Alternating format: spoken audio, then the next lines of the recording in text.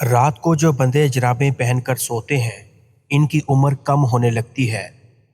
جیب کے اندر لوہے کی کوئی چیز رکھنے سے جادو ٹونا اثر نہیں کرتا۔ اپنے مقصد کو وقت سے پہلے دوسروں کو کبھی مت بتائیں، اس سے آپ کی کامیابی کے چانس کم ہو جائیں گے۔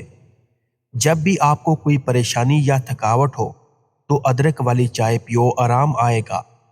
اگر کسی کو نظر بد لگ جائے تو مریض پر سورۃ الفلق اور سورۃ الناس پڑھ کر دم کریں، اس سے نظر بد سے چھٹکارا مل جائے گا۔